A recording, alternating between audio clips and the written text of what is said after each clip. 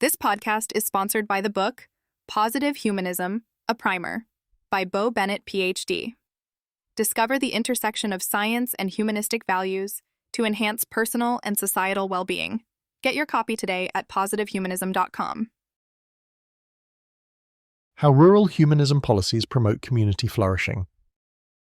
Explore what rural humanism policies mean and how they apply positive humanism to create thriving, fair, and sustainable rural communities. Rural humanism policies, building stronger communities from the ground up.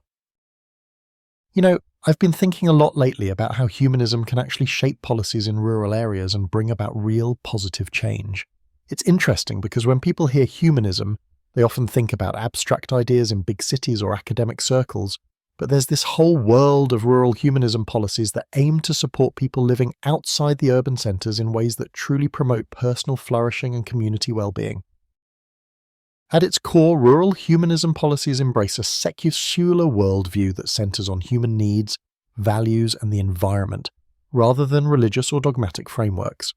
It's about crafting public policies and community plans that are rooted in humanistic values, respect, dignity, fairness, and positive growth for everyone involved. Now, what does this actually look like on the ground? Imagine policies focused on enhancing education, healthcare, and social infrastructure, but all designed with respect for the unique rhythms and needs of rural life. These aren't your typical one-size-fits-all approaches from the city. Instead, they are based on applied humanistic philosophy that prioritizes empowerment, participation, and well-being over profit or political games. Community-centered healthcare. Rural areas often face healthcare access issues. Humanistic policies advocate for mobile clinics, telemedicine, and mental health services that are culturally sensitive and tailored to rural realities. The goal?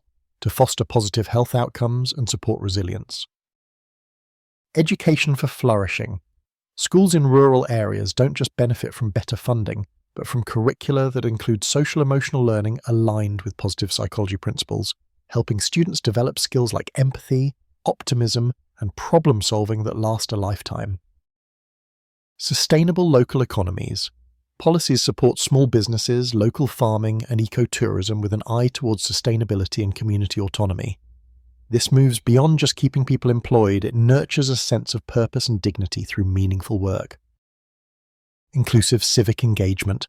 Encouraging community members to participate actively in decision-making creates stronger ties and a shared commitment to local growth and justice. What's really compelling about rural humanism is how it connects with the broader idea of positive humanism. It's a philosophy that blends the optimism and resilience found in positive psychology with a grounded, secular worldview that accepts human nature as it is, complex but capable of goodness and growth. By embedding humanistic values into rural policymaking, communities can craft solutions that promote personal flourishing for individuals and collective well-being within the community itself. It's less about fixing problems superficially and more about nurturing lasting capacity, opportunity, and meaning. If you're curious about exploring these ideas more deeply, I can't recommend enough reading the book Positive Humanism, a Primer by Bo Bennett, PhD. It's a straightforward guide that unpacks how secular humanism can be practical and effective in all kinds of communities, rural ones included. It offers insights on how to align values with everyday life and policy to create white-hot pathways to flourishing. Learning about applied humanistic philosophy through resources like this can be eye-opening, especially if you want to understand how to build a better future that works for everyone, regardless of where they live.